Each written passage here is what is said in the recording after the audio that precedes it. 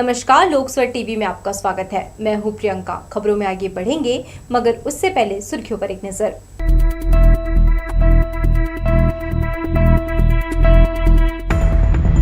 कांग्रेस ने कहा, छत्तीसगढ़ को मिला भरोसे का बजट, जनता को आर्थिक मजबूती और प्रदेश को मिलेगी तरक्की। भाजपा ने बताया दिशाहीन बजट। सांसद साव ने कहा, सरकार में दूरगामी सोच का अभाव। मानदेय बढ़ाने से आंगनबाड़ी कार्यकर्ताओं में खुशी की लहर, कहा देर आए मगर दुरुस्त आए। और कलेक्टर के आदेश पर मोपका पहुंची जांच टीम, सरकारी कर्मचारी गृह निर्माण समिति में अवैध उगाही का मामला। तो ये थी सुर्खियां, और अब खबरें विस्तार से। भूपेश सरकार के बजट का स्वागत करते हुए कांग्रेस नेताओं ने कहा, सभी वर्गों का ख्याल करते हुए उनकी सरकार ने भरोसे का बजट दिया है। मानदेय में बढ़ोतरी से सरकारी कामकाज और इसके क्रियान्वयन में तेजी का विश्वास जताया है। सत्ता पक्ष ने कहा, बजट में होली त्योहार पर प्रदेश को खुशी के रंग दिए हैं। छत्तीसगढ़ के मुख्यमंत्री भूपेश बघेल ने सोमवार को अपने मौजूदा कार्यकाल का 5वां और अंतिम बजट पेश किया। छत्तीसगढ़ में इस वर्ष कोई नया कर नहीं लगाया। 4 मेडिकल कॉलेज खोले जाएंगे। बजट में छत्तीसगढ़ के युवाओं, किसानों, महिलाओं और कल्याणकारी योजनाओं पर फोकस किया है। कांग्रेस भवन में पार्टी नेताओं ने तो सरकारी आवास में महापौर ने पार्षदों संग लाइव बजट देखा। महापौर रामशरण यादव ने कहा, इस बजट से सर्वहारा वर्ग को फायदा मिलेगा। स्कूल के बाद अंग्रेजी माध्यम से कॉलेजों में पढ़ाई कराई जाएगी। ये प्रदेश की तरक्की की निशानी है। आज का जो बजट है सभी वर्गों के लिए है, चाहे वो आंगनबाड़ी के कार्यकर्ता हो, चाहे वो पेंशन व वृद्धा पेंशन पाने वाले हो, चाहे कोटवार हो, चाहे गौठान के अध्यक्ष हों, चाहे पत्रकार साथी हों, चाहे वकील साथी हों। अधिकांश लोगों को यह बजट छुआ है और सभी को आर्थिक रूप से लाभ देने का प्रयास किया गया है। ये सर्वहारा वर्ग का बजट है। शिक्षा के क्षेत्र में भी काम किया गया है। शहर कांग्रेस कमेटी के अध्यक्ष विजय पांडे ने कहा, आर्थिक उन्नति के साथ विकास के रास्ते खोलकर छत्तीसगढ़ की जनता का भूपेश सरकार ने सम्मान बढ़ाया है और उन्होंने देश को संदेश दिया है कि सरकार जनता के प्रति उत्तरदायी है। छत्तीसगढ़ वासियों की मान सम्मान और अस्मिता को इस बजट के द्वारा आर्थिक उन्नति और विकास के द्वार कैसे खोला जाएगा ताकि छत्तीसगढ़ियों का सम्मान सर्वोच्च रूप से स्थापित पूरे देश में हो सके। इसके लिए इस बजट में प्रयास किया गया है और मैं ऐसा मानता हूं कि ये बजट आने वाले समय में पूरे देश को दिशा निर्देश देगा कि इस तरीके का बजट बनाया जाता है जिसमें आम आदमी, चाहे गरीब आदमी हो, मजदूर हो, किसान को बड़े पैमाने पर फोकस किया गया है। इस बजट में आंगनबाड़ी कार्यकर्ता सहायिका का मानदेय बढ़ाकर महिलाओं के प्रति भूपेश सरकार ने अपनी संवेदनशीलता का परिचय दिया है।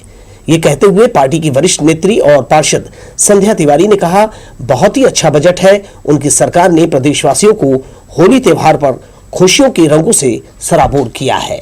सबसे बड़ी बात तो आपको बता रही हूँ, महिलाएं जो आंगनबाड़ी कार्यकर्ता और सहायिका हैं, उनका जो वेतनमान को बढ़ाया उन्होंने 10,000 और 5,000, बहुत ही खुश है। महिलाओं के लिए हर सुविधा दे रहे हैं। राशन कार्ड में राशन के चीज़ हो, या जो मोर भुइयाँ मोर मकान में या पट्टा दे रहे हैं वो महिलाओं के नाम से, तो महिलाओं के लिए वो बहुत अच्छा काम कर रहे हैं। भी जो महिलाएं आंगनबाड़ी कार्यकर्ता सहायिका जो इतने दिनों से धरना प्रदर्शन कर रहे हैं अनिश्चितकालीन, बहुत अच्छा मतलब रहा आज का बजट में उन लोग के लिए। होली का त्यौहार हो गया जस्ट, हाँ एकदम परफेक्ट रहा। मतलब ऐसा बहुत अच्छा लगा क्योंकि मेरे यहाँ भी मेरी मम्मी, मेरे दीदी लोग खुद आंगनबाड़ी कार्यकर्ता हैं। इतने दिन से उन लोग भी बहुत परेशान थे, अब बहुत खुश हो गए। आज बजट में सामाजिक सुरक्षा पेंशन 500 रुपए करने का स्वागत किया गया। कांग्रेस सरकार के कार्यकाल का आखिरी बजट, इसे लेकर उसने पूरी सावधानी बरतने की कोशिश की है। कैमरामैन सतीश साहू के साथ दिलीप जगवानी, लोकसभा टीवी, बिलासपुर। छत्तीसगढ़ में कांग्रेस सरकार ने वर्ष 2023-24 का बजट प्रस्तुत करते हुए कहा, उसने जनता के भरोसे पर खरा उतरने का प्रयास किया है। विभिन्न वर्गों की मौजूदा मांगों को पूरा करते हुए सरकार ने अपने कार्यकाल के आखिरी बजट में छत्तीसगढ़ के भविष्य को सुदृढ़ करने बड़ी राशि का प्रावधान किया है, जिसमें स्वास्थ्य, शिक्षा और फ्लैगशिप योजनाएं शामिल हैं। पिछले 4 सालों से सरकार के कामकाज और योजनाओं का क्रियान्वयन देख रही जनता को सीएम भूपेश ने भरोसे का बजट दिया है। ये कहना है छत्तीसगढ़ पर्यटन मंडल के अध्यक्ष अटल श्रीवास्तव का। वे कहते हैं जमीनी स्तर पर कार्य करने वालों का उत्साह बढ़ाया है। मेडिकल सेक्टर, खेल अकादमी, पर्यटन को बढ़ावा देकर उनकी सरकार ने प्रदेश के बेहतर और मजबूत भविष्य का प्रबंध किया है। होली त्योहार से 2 दिन पहले प्रदेश की मौजूदा भूपेश सरकार ने अपने कार्यकाल का आखिरी बजट पेश किया। आज का भी जो बजट है उन्होंने मितानिनों को, आंगनबाड़ी कार्यकर्ताओं की तनख्वाह मानदेय बढ़ा दिया, आंगनबाड़ी मितानिनों का मानदेय बढ़ा दिया, कोटवारों का मानदेय, जो लोग ज़मीनी रूप से सरकार के हाथ पैर होते हैं, जिनसे सरकार काम लेती है, उनका मानदेय बढ़ने से उनके काम का उत्साह बढ़ जाएगा और उनमें उत्साह का अगर संचार होगा तो सरकार को उसकी उपलब्धियाँ भी मिलेंगी। तो कहीं ना कहीं ये बजट पे हर जगह का चीज़ का प्रावधान रखा गया। देखिए, रोटी कपड़ा और मकान के अलावा मकानों की जो बात थी उसमें 3200 करोड़ रुपए का प्रावधान माननीय मुख्यमंत्री जी ने रखा है गरीबों के आवास बनाने के लिए। सबसे बड़ी चीज़ें आती है कोरोना महामारी के बाद स्वास्थ्य की, तो 4 नए मेडिकल कॉलेज को उन्होंने घोषणा की, जो कि छत्तीसगढ़ के हर दिशाओं में, मनेन्द्रगढ़, कवर्धा, गीदम और जांजगीर। बजट में प्रमुख रूप से मुख्यमंत्री धरोहर दर्शन योजना शुरू की जाएगी। योजना के अंतर्गत विद्यार्थियों को राज्य संरक्षित धरोहर का दर्शन कराया जाएगा। राम वन गमन पथ का विस्तार किया जाएगा। 50 रेलवे ओवरब्रिज निर्माण के लिए प्रावधान किया है। मुख्यमंत्री सुगम सड़क योजना के तहत पहुंच मार्ग निर्माण के लिए 150 करोड़ का प्रावधान। ग्रामीण मार्गों के निर्माण नाबार्ड से 150 करोड़ का प्रावधान है। खारून नदी पर रिवर फ्रंट के लिए 10 करोड़ का बजट। राम वन गमन पथ के लिए 2 करोड़ का प्रावधान इस बजट में किया है। कैमरामैन सतीश साहू के साथ दिलीप जगवानी, लोकसभा टीवी, बिलासपुर।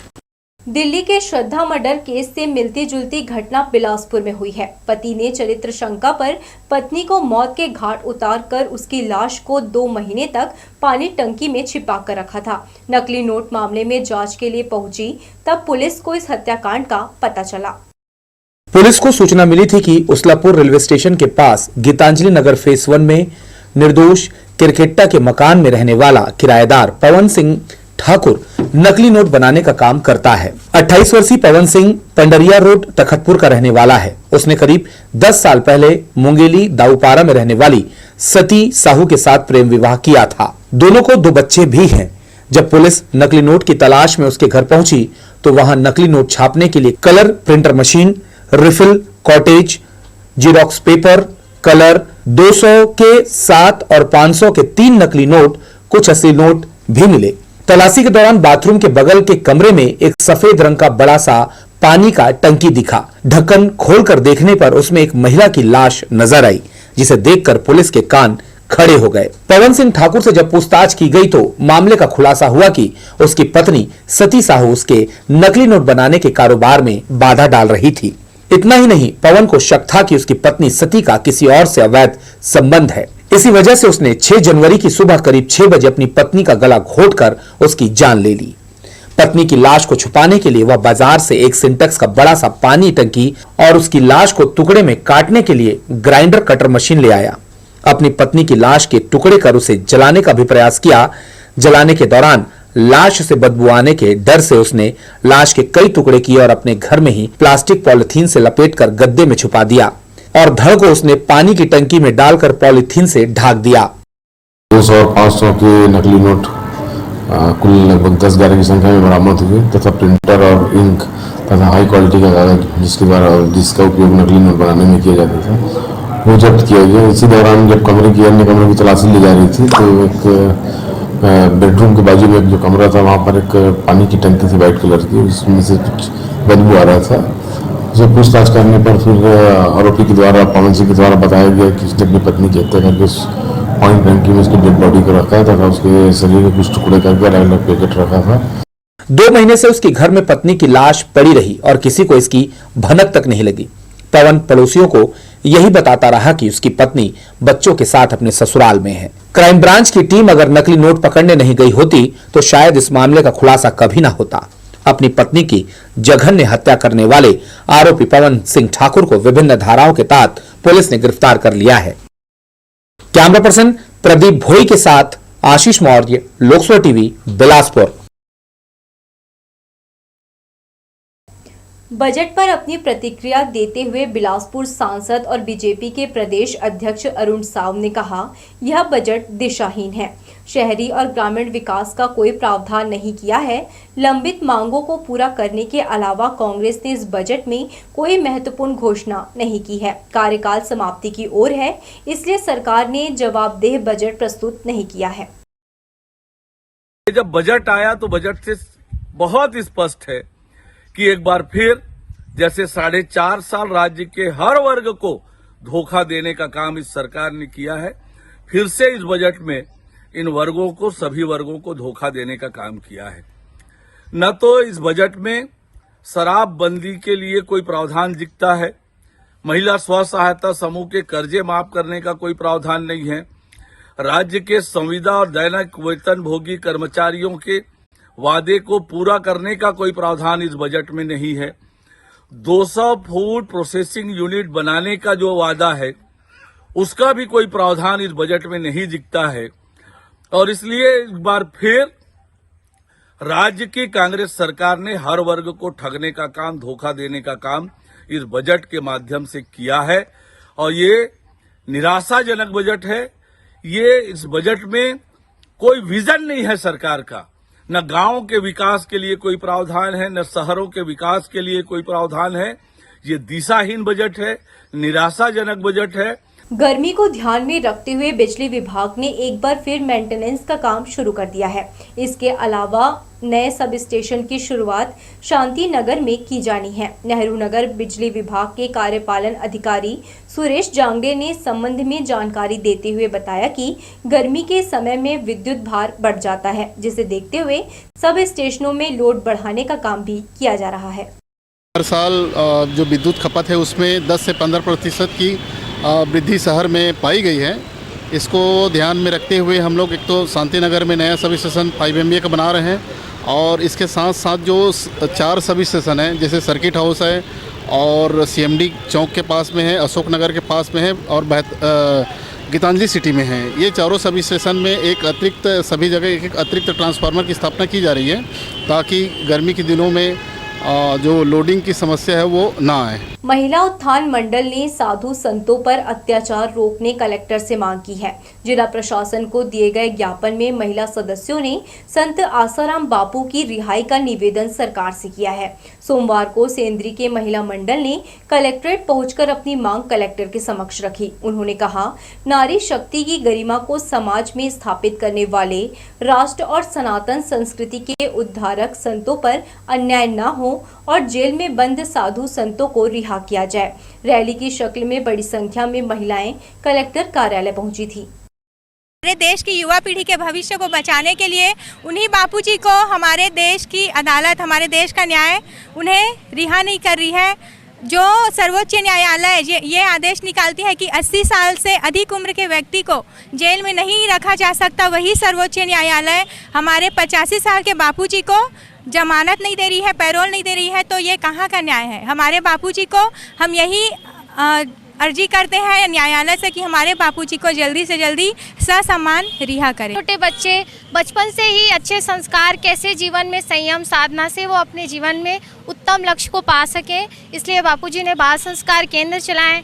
महिलाओं के उत्थान के लिए महिला उत्थान मंडल, नारी तू नारायणी, चले स्व की ओर, गर्भस्थ शिशु के लिए गर्भस्थ शिशु संस्कार, इस तरह से बापूजी के कई ऐसे सेवा कार्य हैं जो कई वर्षों से चल रहे हैं। लेकिन इन सेवा कार्यों के बदले संसार को बापूजी ने इतना कुछ दिया, लेकिन इस संसार ने, इस लोग यहाँ के जो न्याय प्रणाली है, उन्होंने बापूजी के साथ अन्याय किया है। हम यही अपील करते हैं कि हमारे बापूजी को ससम्मान रिहा करें। त्योहार कोई भी हो, चकरभाटा का बाजार 4 दिन पहले ही गुलजार हो जाता है। होली पर्व के लिए रंग गुलाल और तरह तरह की पिचकारी, मुखौटे लोगों को आकर्षित कर रहा है। स्थानीय बाजार में लोग पसंद का सामान लेने दूर दूर से पहुंच रहे हैं। रंगों त्योहार को लेकर दुकानदार भी उत्साहित हैं। सोमवार को प्रस्तुत बजट में सबसे ज्यादा खुशी प्रदेश के आंगनबाड़ी कार्यकर्ता सहायिकाओं को हुई है। 45 दिनों से हड़ताल पर चल रही महिला कार्यकर्ता सहायिकाएं मानदेय बढ़ाने की घोषणा सुनकर झूम उठी। मानदेय बढ़ाए जाने पर आंगनबाड़ी कार्यकर्ता और सहायिका खुशी से उछल पड़ी।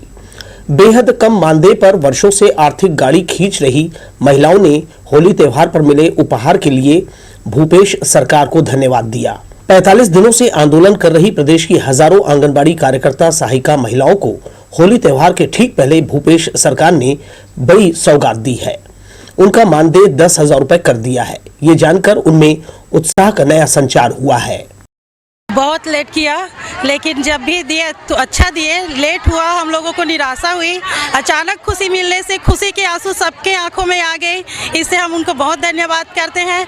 सभी आंगनबाड़ी कार्यकर्ता सहायिकाओं की तरफ से बहुत बहुत धन्यवाद। हमारे भूपेश बघेल जी को धन्यवाद। इतनी बड़ी खुशखबरी हमें होली गिफ्ट देने के लिए धन्यवाद। वही वाली बात है, ये वही वाली बात है। देर है दुरुस्त है और बढ़िया है। हम लोग बहुत खुश हैं कि कम से कम आज हमारी मांगों को भूपेश बघेल मुख्यमंत्री जी ने सुना और आज हम उसी की खुशी में आज हमारा जुलूस निकलेगा, विजय जुलूस, जो कि यहाँ से हमारे महिला बाल विकास तक हम लोग अपने विजय जुलूस विजय करते हुए जाएंगे।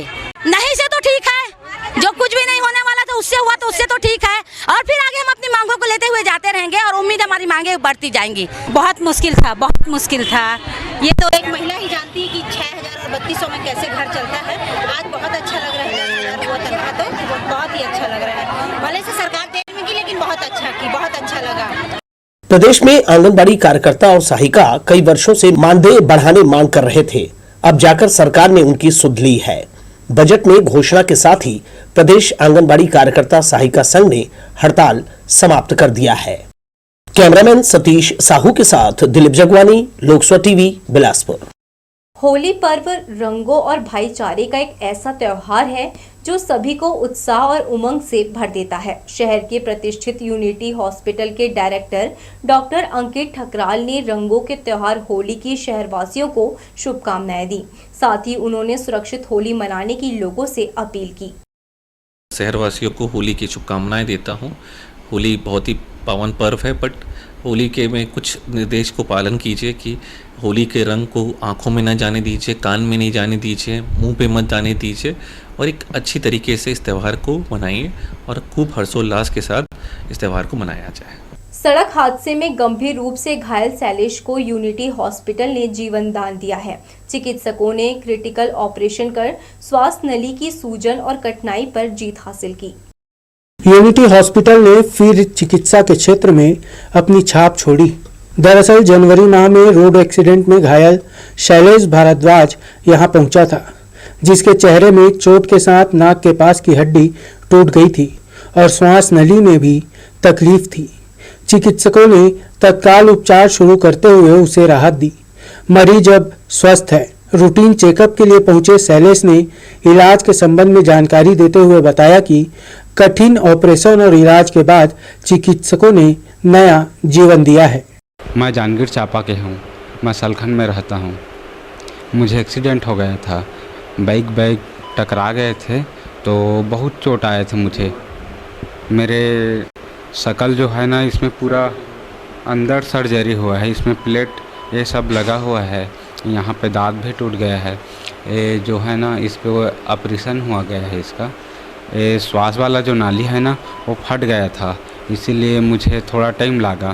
तो तबीयत तो अभी बहुत ठीक हो गया है, बहुत बढ़िया हूँ पहले से। जो यहाँ पे हार्ट है ना, ये पूरा फ्रैक्चर हो गया, टूट गया था। यूनिटी हॉस्पिटल के डायरेक्टर डॉक्टर अंकित ठकराल ने मरीज के संबंध में जानकारी देते हुए बताया कि उसके श्वास नली में सूजन थी। शैलेश भारद्वाज को रोड ट्रैफिक एक्सीडेंट का पेशेंट है। उनको बाइक से गिर जाने के कारण से जो सांस की नली होती है वहाँ पर भी सूजन आ गई थी, जिसके कारण से उनको सांस लेने में काफ़ी दिक्कत हो रही थी। और जब वो हमारे पास लेके आए थे तो जब उनका ऑक्सीजन लेवल था जो सिर्फ 30-35% था, मैंने तुरंत उसको ट्रेक्योस्टमी करके यानी सांस की नली में एक छेद बना के उनको ऑक्सीजन पे रखे और वेंटिलेटर पे रख के हमने उनको सेटल किया।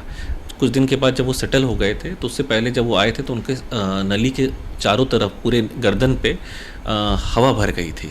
तो हवा भरने के कारण से उनको सांस लेने में भी दिक्कत आती थी। पर जब हमने छेद बनाया तो उसके कारण से रिलीफ मिला, बट वो पूरी तरीके से हवा नहीं गई थी।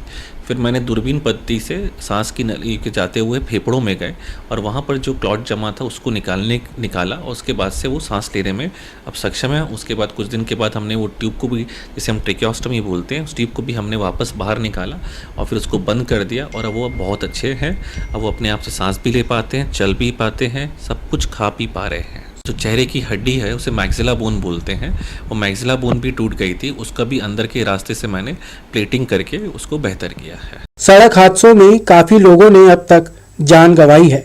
वहीं यूनिटी हॉस्पिटल और स्टाफ ऐसे हादसों में घायल लोगों को बचाने में अहम भूमिका अदा कर रहा है। लोकसर टीवी के लिए कैमरामैन राजा खान के साथ नीरज शर्मा, बिलासपुर। बढ़ेंगे अहम खबरों की ओर, मगर इससे पहले सुर्खियों पर एक नजर।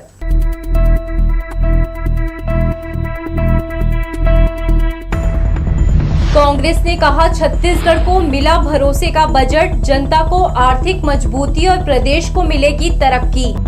भाजपा ने बताया दिशाहीन बजट। सांसद साव ने कहा सरकार में दूरगामी सोच का अभाव। मानदेय बढ़ाने से आंगनबाड़ी कार्यकर्ताओं में खुशी की लहर, कहा देर आए मगर दुरुस्त आए। और कलेक्टर के आदेश पर मोपका पहुंची जांच टीम, सरकारी कर्मचारी गृह निर्माण समिति में अवैध उगाही का मामला।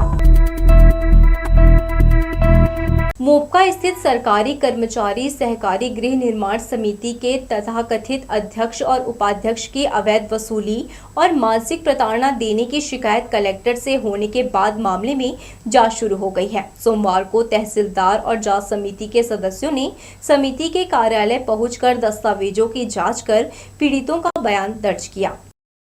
सरकारी कर्मचारी सहकारी गृह निर्माण समिति मर्यादित के तथाकथित अध्यक्ष और उपाध्यक्ष के खिलाफ हुई अवैध वसूली की शिकायत के बाद प्रशासन ने मामले में जांच बैठा दिया है। समिति के सदस्यों का आरोप है कि तथाकथित अध्यक्ष अशोक गोरख और उपाध्यक्ष संजय तिवारी समिति की जमीन के आड़ में अवैध वसूली कर रहे हैं। वहीं खाली पड़ी जमीनों में यह भूमि समिति का है लिखवा रहे हैं और एनओसी के नाम पर लाखों रुपए की मांग की जा रही है। जबरिया उगाही कर अध्यक्ष उपाध्यक्ष द्वारा जमीन मालिकों को मानसिक रूप से प्रताड़ित किया जा रहा है और उनकी जमीनों को विवादित करने हथकंडे अपनाए जा रहे हैं।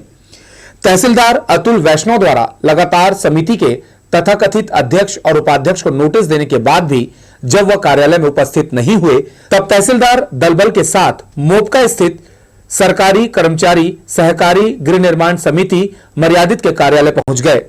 यहां भी जब अध्यक्ष और उपाध्यक्ष दस्तावेज दिखाने में आनाकानी करने लगे तो तहसीलदार ने उन्हें जमकर फटकार लगाई। तहसीलदार के पहुंचने की खबर लगते ही पीड़ित सदस्य मोपका स्थित समिति के कार्यालय पहुंचे और मामले की शिकायत की। हम 2015 से खरीद कर उसको काबिज चले आ रहे हैं, बिना बताए जेसीबी लगा के तोड़ दिए। जब दोबारा हम बाउंड्री वॉल को खड़ा करने का प्रयास कर रहे हैं तो इनके लोग आकर के हमारे लेबरों को धमका करके मटेरियल भी ट्रैक्टर में भर के चोरी करके ले जा रहे थे। हम अकेले ऐसे लोग नहीं हैं, बहुत सारे लोग हैं। इनका कहना है कि एनओसी नहीं है, एनओसी लेना पड़ेगा। जब एनओसी लेने जाते हैं तब ये कहा जाता है कि आपका प्लॉट यहाँ नहीं है। कभी 50,000, कभी 1 लाख, कभी 3 लाख, मतलब जैसा जिसमें बन जाए ऐसा मांगा जाता है पैसा। अपने कार्यालय बुला के हम लोग साथ में इतना अपशब्द और इतनी बदतमीजी से बात की। यहाँ तक तहसीलदार महोदय को भी उन्होंने बहुत सारे अपशब्द कहे और विभिन्न आदेश निकाल के इन्होंने जो है वो जो संजय तिवारी महोदय हैं, जो उपाध्यक्ष महोदय हैं यहाँ के, उन्होंने तरह तरह के आदेश निकाल के देखिए आदेश कैसा, तहसीलदार को कुछ आता नहीं है, पढ़ा लिखा नहीं है और ये ऐसा आदेश पारित करता है क्या कोई, मैं इसको हाई कोर्ट जाऊँगा, ऐसे करूँगा वैसे करूँगा, कैसे इन्होंने मतलब न्यायालयीन प्रक्रिया को भी पूरा धत्ता साबित कर दिया है। इस प्रकार से इन्होंने यहाँ पर हम लोग साथ व्यवहार किया और साथ ही साथ मम्मी भी आई, मम्मी भी हाथ जोड़ रही थी अपना कि भैया हम लोग मेहनत से हम लोग अपने से ज़मीन खरीदे, पूरे जीवन भर की हमारी वो है। हमारी उसमें न माने चिन्हांकित किया हुआ था, उसके बावजूद तो उसके हमने कंप्लेंट की हुई है, कोर्ट में भी केस लगा दिया है और सारे पेपर्स लेके हम यहाँ आए तो यहाँ थोड़ा सा इनने कल बदतमीजी के तो बोले थे ये आपका काम है ना, ऐसे नहीं होगा, ये पड़ा रहेगा, इस तरह का बहुत कुछ ऐसे कहा उन्होंने। समिति के कथित तौर पर जो अध्यक्ष उपाध्यक्ष बने हुए हैं ये जबरन सभी सदस्यों से हर काम के लिए पैसा मांग रहे हैं, सबको डरा धमका रहे हैं, देख लूँगा, बता दूंगा, कर दूंगा। दरअसल समिति के तथाकथित अध्यक्ष अशोक गोरख और उपाध्यक्ष संजय तिवारी के ऊपर कई गंभीर आरोप लगे हैं। कलेक्टर के निर्देश पर जांच दल ने पीड़ित लोगों का भी बयान दर्ज किया। तहसीलदार अतुल वैष्णव ने कहा कि मामले में जांच के बाद रिपोर्ट कलेक्टर को सुपुर्द की जाएगी। कलेक्टर महोदय ने जो जांच के प्रमुख बिंदु हैं उस पर ये है संस्था के सदस्यों व अंश पूरी की जानकारी, संस्था द्वारा क्रय की गई भूमि की जानकारी, सदस्यों से भूखंड हेतु प्राप्त अग्रिम और आवंटित भूखंड की जानकारी, संस्था द्वारा क्रय की गई जमीन का लेआउट विवरण, निरस्त किए गए भूखंड की जानकारी, संस्था की संपत्ति की जानकारी और संस्था के पंजीयन दिनांक से समय और पंजीयन पश्चात सदस्यों को भूखंड रजिस्ट्री की जानकारी। इन बिंदुओं पर जांच दल गठित हुआ है। जांच की जो प्रक्रिया है कहीं ना कहीं कॉलोनी के नियमितीकरण की ही बात है। संस्था को नियमित करने का ही एक तरीका है। जांच जैसे ही होगी विधिवत कलेक्टर महोदय को प्रतिवेदन प्रेषित किया जाएगा। पीड़ित सदस्यों का आरोप है कि समिति का जो चुनाव कराया गया है वह अवैध है।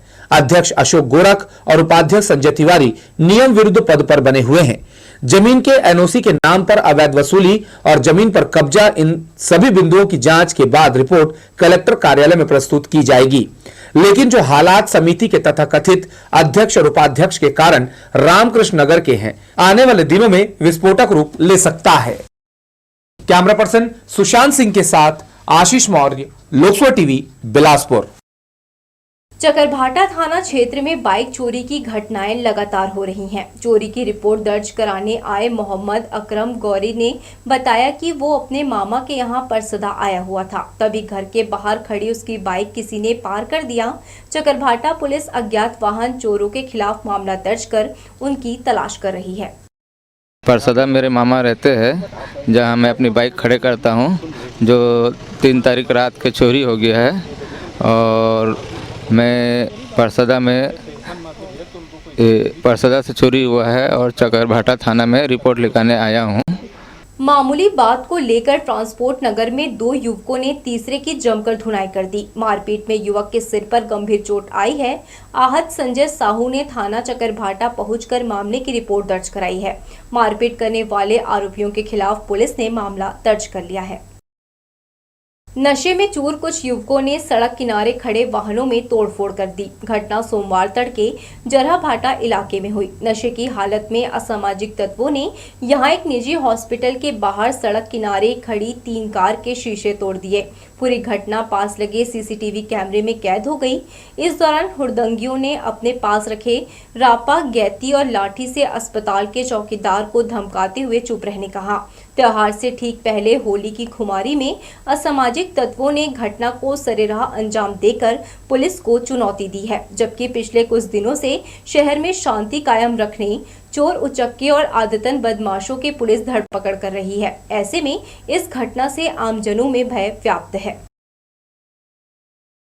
मेरे यहाँ हॉस्पिटल में रात सुबह 3 बजे जैसे कई सारे लड़के आए थे। वो लोग हाथ में रापा, गैती ये सब रखे थे, दारू पिए हुए थे और मेरे यहाँ एक पेशेंट की गाड़ी खड़ी हुई जिसके पीछे का ग्लास तोड़ा है उन लोग। सामने हॉस्पिटल के सामने और भी गाड़ियाँ खड़ी थी, गाड़ियों का पीछे का ग्लास तोड़े हैं वो लोग और रोड से आने जाने वाले लोगों को ही परेशान किए हैं। मेरे यहाँ के चौकीदार से गाली गलौज किया, उनसे किसी को बताने पे जान से मारने की धमकी दी गई है उनको, है ना। इस स्थिति के बारे में तुरंत कोई एक्शन लेनी ज़रूरी है। और ये होली के नाम से वो लोग उत्पात मचा रहे थे। होली है, होली करके और सबको गाली गलौज कर रहे थे। लगभग सुबह 3 बजे की घटना है ये। त्योहार के मद्देनजर रेलवे ने होली स्पेशल ट्रेन सिकंदराबाद से रक्सौल के बीच चलने वाली इस ट्रेन को प्रमुख स्टेशनों में ठहराव दिया है। दक्षिण पूर्व मध्य रेलवे जोन के बिलासपुर समेत अन्य प्रमुख स्टेशनों में भी यह ट्रेन रुकेगी। इससे त्योहार में सफर करने वालों को सहूलियत होगी। परिचालन के साथ इस ट्रेन का नंबर और समय भी घोषित कर दिया गया है। 9 मार्च को 07052 सिकंदराबाद के लिए छूटेगी। गौरतलब है कि अलग अलग रेलवे जोन यात्रियों की सुविधा के लिए होली स्पेशल ट्रेनें चला रहे हैं। इसमें दक्षिण पूर्व मध्य रेलवे दुर्ग से पटना के बीच स्पेशल ट्रेन का परिचालन पहले ही शुरू कर चुका है। दक्षिण पूर्व मध्य रेलवे बिलासपुर मंडल के अंतर्गत 4 स्टेशनों में विभिन्न ट्रेनों का 6 महीने के लिए प्रायोगिक तौर पर ठहराव दिया जाएगा। नर्मदा एक्सप्रेस का चंदिया रोड स्टेशन, सारनाथ और बिलासपुर रीवा एक्सप्रेस का उमरिया और बिरसिंहपुर स्टेशन में यात्रियों को यात्रा की सुविधा मिलेगी। बंधवापारा में नारी शक्ति टीम ने होली मिलन का कार्यक्रम का आयोजन किया। महिला सदस्यों ने नगाड़े की थाप पर फाग गीतों का आनंद लिया और एक दूसरे को गुलाल अबीर लगाकर त्योहार की खुशियां मनाई।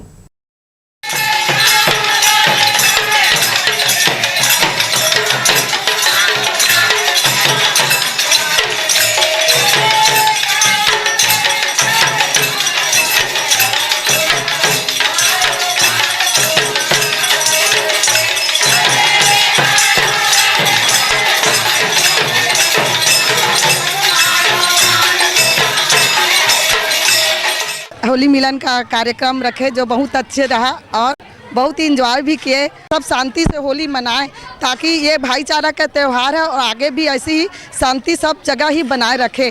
सब बहुत खुशी के साथ यह त्यौहार मना रहे हैं और मैं सभी शहरवासियों को सभी को होली का शुभकामनाएं देते हुए बोलती हूँ सब शांति से होली मनाएं और शांति बनाए रखें। धन गुरु नानक बाबा थाहिरिया सिंह साहब दरबार में मेहरबान सिंह साहब की याद में मासिक वर्षी का कार्यक्रम किया गया। भक्तों ने संत के छायाचित्र पर रोशनी कर शांति के लिए प्रार्थना की। चकरभाटा से आए संत कृष्णदास और बलराम भाई ने सत्संग कीर्तन कर संगत को आह्लादित किया। कीर्तन दरबार में भक्त बड़ी संख्या में शामिल हुए। हर महीने की 5 तारीख को ब्रह्मज्ञानी संत बाबा मेहरबान सिंह की याद में महावारी वर्षी मनाई जाती है, जिसका प्रोग्राम अभी चालू है। चकरभाटा से संत कृष्णदास जी, बलराम भाई साहब जी सत्संग करके संगत को निहाल कर रहे हैं। वाहिगुरु जी का खालसा, वाहिगुरु फतेह। जो दुख दर्द लेके आते हैं वो यहाँ पे आकर मेहरबान सिंह जी के नाम से 5 मोमबत्ती जलाते हैं। 5 माह तक अगर वो निरंतर जलाते हैं तो उनके सारे दुख दूर दर्द कष्ट खत्म हो जाते हैं। तो ये थी हमारी लोकसभा टीवी की तमाम खबरें। अगले बुलेटिन में आपसे फिर होगी मुलाकात। तब तक के लिए पूरी टीम के साथ प्रियंका को दीजिए इजाजत। नमस्कार।